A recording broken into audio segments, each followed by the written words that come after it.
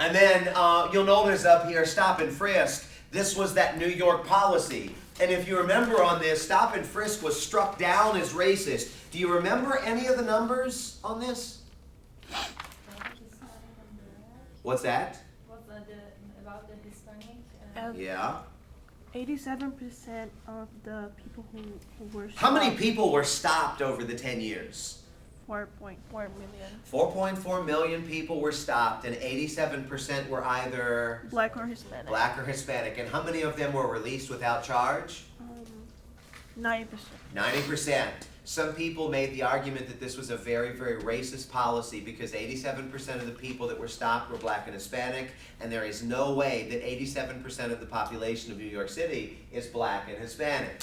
However, it started getting into some criminal statistics, didn't it, Juliana? Yes. What were the criminal statistics?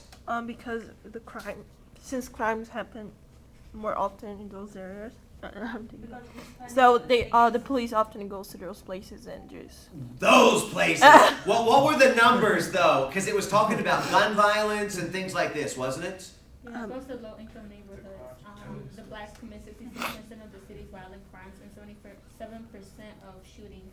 66% of violent crimes and 77% of shootings occur in New York City by Black residents, by Black New Yorkers. And the argument is that you go where the crime is, where there's smoke, there's fire. I think it also said, that they pulled off 8,000 guns over those 10 years and about 80,000 knives, box cutters, and blades, security blades, these kinds of things. So when you put this into context, did they remove weapons? Yes. Was it discriminatory? Yes. Did it removing weapons and making it safer justify the discrimination? Because the last part of this article, if you remember, who are most likely to be the victims of the crimes?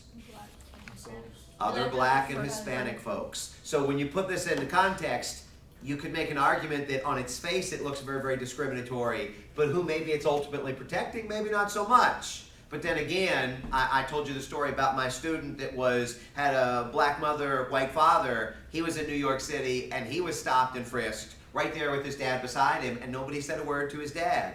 I think that would infuriate me, and that doesn't seem fair. It doesn't seem like that should be legal. So I'm not going to ask you to kind of say whether it should be legal or not, but as it is, the initial court struck it down. There was a smaller article on that page that said that they were going to reconsider this. And in fact, what was it that they wanted the police officers to have to verify that it was not racist going forward? A camera attached. Body cameras. Yeah. They wanted to view the body cameras to see what factors police took into consideration and to see if they were just stopping people and frisking them because of, say, the color of their skin. So that was that. So you got correctness, you got stop and frisk, you got the NBA dress code, you got Surgeon General. That basically now is going to take us back to federalism. And I've said this a couple of times, let me make sure. This Roman numeral 4 down here that deals with powers, implied and enumerated, commerce power, tax and spend, full faith and credit, privileges and immunities. This is basically where the vast bulk of the terms are. So make sure that you can explain to me what the power is, but make sure that you can explain to me the example. So for instance, when we were going through this, the implied and enumerated powers are basically like the express powers that we were talking about in the elastic and the Congress chapter. You'll probably see that on here. So we've kind of talked about that. What was the commerce power? What are the two things that you got to have in order for the government to use the commerce power? When you buy something in other state and come to the state. So you've got to have an exchange of a good or service, and you have to cross state lines. The examples that I had given to you on this, if you remember, was one of the first ways that the federal government attacked segregation was using the commerce power for the segregated buses. You bought a service, which was transportation. That transportation carried you across state lines. That's interstate commerce. I had mentioned to you the idea of prostitution.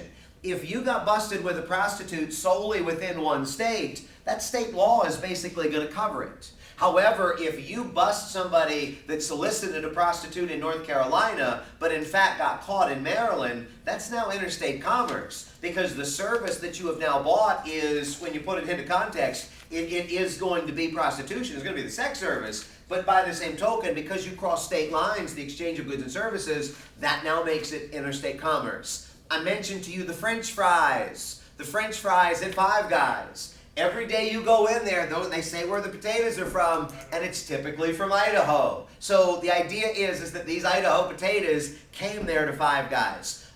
If you have something that you bought out of state in your business, this means that you're now involved in interstate commerce. How else could you be involved in interstate commerce? If you buy something that came from another state, like the potatoes from Idaho, or the oranges from Florida, what's that? Traveling and pass 2 or 3. If you go into the parking lot and you see license plates from other states, that means that somebody crossed state lines and they're in your business buying something. That is also now interstate commerce. So it's not just what you buy and sell, but it's who you buy and sell to that could actually do this. Do y'all remember the Mann Act? The man. Oh, shame on you. What was the Mann Act? Had to do with prostitution. Is that the same thing? In one state and another? Or no? Oh, there's something more to it. I believe I asked in classes where you went to the beach. The girlfriend was in the beach. The girlfriend was at the beach. Oh no, I mean you asked somebody if you go to the beach with your girlfriend. Yes.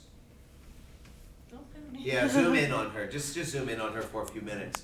If you remember, I'd asked you what beach you go to. I asked you who you went to the beach with. And then I typically asked what the sleeping arrangements were. The Mann Act was the act that said that if you cross state lines with a woman with immoral purposes in mind, that you could be brought up on federal charges. So the idea was that about 100 years ago, the federal government, they were trying to stop what was known as the white slave trade. They would kidnap women and then they would basically prostitute them out. Well, the Mann Act was the result. And the Mann Act said if you crossed state lines with a woman with immoral purposes in mind, then you could be brought up on federal charges. And in all of the classes, I kind of picked somebody out. What beach do you go to? Do you have who do you go with? Oh, you go with your boyfriend or your girlfriend. How are the sleeping arrangements? And then the idea was that if you were not married and you were kind of sharing the same room,